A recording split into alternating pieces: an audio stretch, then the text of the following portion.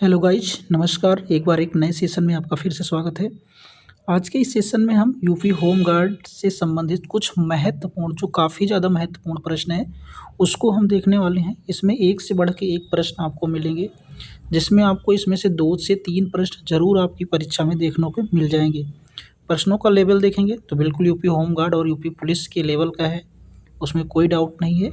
एक बार आप सभी प्रश्नों को देखिए। यहाँ से 20 से 21 प्रश्न हैं इस वीडियो में, ठीक है। और आपको 2 से 3 प्रश्न ज़रूर यहाँ से देखने को मिल जाएंगे। चलिए स्टार्ट करते हैं। सबसे पहला प्रश्न है, यूपी होम गार्ड की स्थापना कब हुई थी? तो केवल 4 ऑप्शन है, इनमें से सही ऑप्शन को हम चूज करेंगे। तो यूपी होम गार्ड की जो स्थापना हुई थी उसका सही जवाब है ऑप्शन नंबर बी, 1946 में, ठीक है। यूपी होम गार्ड की स्थापना 1946 में हुई थी। यहाँ पे आपको आंसर भी मिल जाएगा। अगला प्रश्न है कि यूपी होम गार्ड का जो मुख्यालय है, ये तो ज़रूर ही पूछा जाएगा। यूपी होम गार्ड का जो मुख्यालय है वो ऑप्शन नंबर सी सही है, जो कि लखनऊ में हो जाता है। यहीं से लखनऊ में जो है यूपी होम गार्ड का मुख्यालय, यहीं से इसकी देखरेख की जाती है। अगला प्रश्न है कि यूपी होम गार्ड किस प्रकार का बल है? यूपी होम गार्ड का किस प्रकार का बल है? तो इसका जो सही जवाब है वो है स्वयंसेवी। देखो, अस्थाई का मतलब होता है परमानेंट। अभी तक जो यूपी होम गार्ड थे वो परमानेंट नहीं थे, लेकिन इस बार वैकेंसी आई है तो इसका एग्ज़ाम होगा तो अब परमानेंट हो जाएंगे। लेकिन इसका जो अभी तक वो सही जवाब है वो है स्वयंसेवी, ठीक है। ऑप्शन नंबर सी बिल्कुल सही है। अगले प्रश्न पे चलते हैं। अगला प्रश्न है, यूपी होम गार्ड किस विभाग के अंतर्गत आता है? सबसे ज़्यादा महत्वपूर्ण प्रश्न है, क्योंकि ये प्रश्न यूपी होम गार्ड किस मंत्रालय के की राज्य सरकार में ये गृह विभाग के अंतर्गत आता है। तो इसका बिल्कुल सही जो जवाब है वो ऑप्शन नंबर बी सही हो जाता है, गृह विभाग। इस प्रश्न को रट के रखिएगा, ये जरूर आपको परीक्षा में देखने को मिल जाएगा। अगला प्रश्न है, यूपी होम गार्ड की भर्ती कौन कराता है? ये आंसर तो सबको पता है, आ सकता है, कोई डाउट नहीं है, बट आपको पता ज़रूर होना चाहिए। 4 ऑप्शन मिलेंगे, उसमें से आपको सही चूज करना है। राज्य सरकार इस वैकेंसी को कौन कराती है? तो राज्य सरकार कराती है। अगला है, यूपी जो होम गार्ड होता है, होम गार्ड का कार्य क्या नहीं है इसमें से? ट्रैफिक नियंत्रण, आपदा सहायता, न्याय देना, चुनावी ड्यूटी। देखिए, ट्रैफिक नियंत्रण में भी सहायता करते हैं, आपदा में भी सहायता करते हैं, चुनाव ड्यूटी में भी इनकी सहायता होती है, लेकिन इनका न्याय देने का काम नहीं होता। तो ऑप्शन नंबर जो सी सही है, बिल्कुल ऑप्शन नंबर सी यहाँ पे आपका राइट आंसर हो जाता है। अगला है, यूपी होम गार्ड की जो वर्दी होती है वो कैसी होती है, मतलब किस कलर की होती है? सही जवाब है ऑप्शन नंबर सी, खाकी कलर की होती है। ये तो आपको पता है, बट एग्जाम की दृष्टि से इम्पॉर्टेंट है। अगला है, होम गार्ड का प्रमुख अधिकारी कौन होता है? देखिए, होम गार्ड का प्रमुख अधिकारी तो वो तो आप जानते हैं डीजी होता है, जिसे महानिदेशक भी आप कहते हैं। तो जो संपूर्ण उत्तर प्रदेश पुलिस होते हैं, सबसे बड़ा अधिकारी जो होता है प्रदेश का वो होता है महानिदेशक, ठीक है, जिसे आप डीजीपी भी कहते हैं।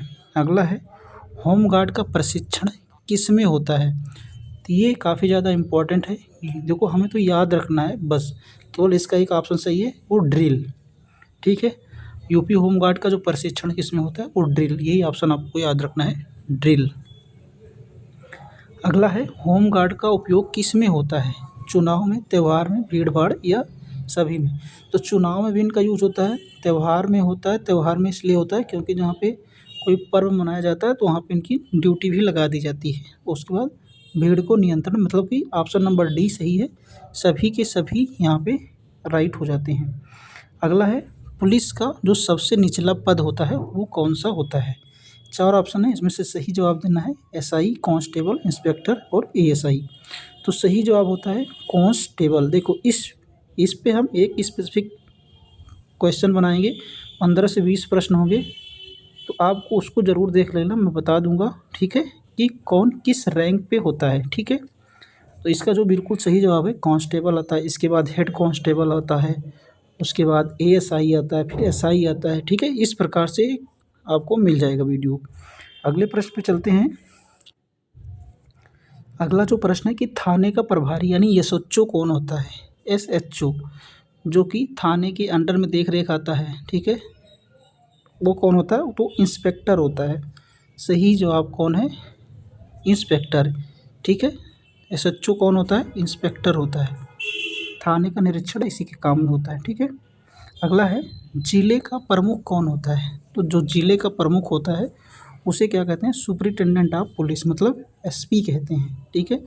ऑप्शन नंबर बी बिल्कुल सही जवाब है। जिले का पुलिस प्रमुख कौन होता है? तो SP होता है, ठीक है, SP। अगला है कि बड़े जिलों में SP को क्या कहा जाता है? देखिए 2 प्रकार से होते हैं, एक तो SP होता है और एक SSP होता है। तो जो ये दोनों एक ही रैंक के अधिकारी होते हैं, और जो SP होता है, जैसे कुछ छोटे ज़िले होते हैं, जैसे मान लो महोबा मान लेते हैं, ठीक है। तो महोबा मान लो जिलों में जो तैनाती होती है, पूरा ज़िला किसके अंडर क्या आता है? SP, जो कि छोटे ज़िलों के लिए SP बनाए जाते हैं। और SSP कौन होता है? सीनियर, मतलब कोई बड़ा ज़िला हो गया, मान लो लखनऊ हो गया, तो लखनऊ में जो तैनाती होगी वो SSP के रूप में होती है, ठीक है। तो बड़े ज़िलों के लिए SSP होता है और छोटे ज़िलों के लिए SP होता है। तो इसका सही जवाब है ऑप्शन नंबर बी, SSP। अगला प्रश्न है कि राज्य में पुलिस का जो सबसे बड़ा अधिकारी होता है वो कौन होता है? वो DGP होता है, जिसे आप महानिदेशक कहते हैं, डायरेक्टर जनरल ऑफ पुलिस। अगला प्रश्न, DGP का पूरा नाम यहाँ पे आपको बताना है। तो जो DGP का पूरा नाम होता है वो ऑप्शन नंबर हो जाता है ए, डायरेक्टर जनरल ऑफ पुलिस, ठीक है। ये हो जाता है बिल्कुल सही। DGP किस स्तर का अधिकारी होता है? ये भी ज़्यादा इंपॉर्टेंट प्रश्न है कि जो DGP होता है किस स्तर का अधिकारी होता है? वो राज्य स्तर का अधिकारी होता है, ठीक है। DGP पूरे राज्य का सबसे बड़ा पुलिस अधिकारी होता है। अगला प्रश्न कि यूपी होमगार्ड में पुरुषों की दौड़ कितनी होती है? तो यूपी होमगार्ड में जो पुरुषों की दौड़ होती है, 4 ऑप्शन है, 800 मीटर, 1000 मीटर, 4800 मीटर। देखिए ये पता है तो उसमें तो नोटिफिकेशन में, लेकिन पता होना जरूरी है क्योंकि पूछा जा सकता है परीक्षा में। 21 का सही जवाब है 4800 मीटर। अगर किलोमीटर में पूछता तो 4.8 किलोमीटर, ठीक है। अगला प्रश्न चलते हैं। अगले प्रश्न पे, पुरुषों की जो न्यूनतम ऊंचाई वो कितनी? तो आप जानते हैं जो हाइट ली जाती है 168 सेंटीमीटर ली जाती है, ठीक है। अगला प्रश्न है महिलाओं की दौड़ कितनी होती है? देखो पुरुषों की हमने पता कर लिया, यहाँ पे महिलाओं की भी बताना है। तो महिलाओं की जो होती है वो 2400 मीटर होती है। कितने? देखो हाँ, वो 16 मिनट में होती है, ठीक है। जो महिलाओं की दौड़ होती है 2400 मीटर 16 मिनट में, और पुरुषों की जो 4800 मीटर होती है वो 28 मिनट में, ठीक है। तो इस बात को भी याद रखना। अगला है महिलाओं की न्यूनतम ऊंचाई कितनी होती है? तो महिलाओं की जो न्यूनतम ऊंचाई होती है वो होती है 152 सेंटीमीटर। कितनी होती है? 152 सेंटीमीटर। अगला प्रश्न है कि पुरुषों के लिए छाती मतलब चेस्ट माप किस में लिया जाता है? केवल सामान्य, केवल फुलाकर, सामान्य और फुलाकर दोनों? नहीं, तो बिल्कुल ऑप्शन नंबर सी सही है। एक बार तो सामान्य ली जाती है जो कि 79 होती है, ठीक है, और फुलाकर 84 मतलब 5 सेंटीमीटर बढ़ाकर। अगला है कि पुरुषों का सामान्य छाती माप कितना होता है? जो सामान्य आपसे पूछ रहा है तो 79 सेंटीमीटर, 79 सेंटीमीटर। और ये फुलाने के बाद कितनी होनी चाहिए? तो फुलाने के बाद 5 सेंटीमीटर ज़्यादा हो जाती है, तो 84 सेंटीमीटर, ठीक है, 84 सेंटीमीटर। अगला यूपी होमगार्ड में चयन किस आधार पे होता है? यूपी होमगार्ड में जो चयन होता है वो किस आधार पर होता है? केवल लिखित परीक्षा, फिजिकल, दोनों, इंटरव्यू? इंटरव्यू नहीं होता, ठीक है, यही दोनों होता है, केवल लिखित परीक्षा और फिजिकल, इन दोनों आधार पर यूपी होमगार्ड का चयन होता है। पुरुषों की दौड़ कितने किलोमीटर की होती है?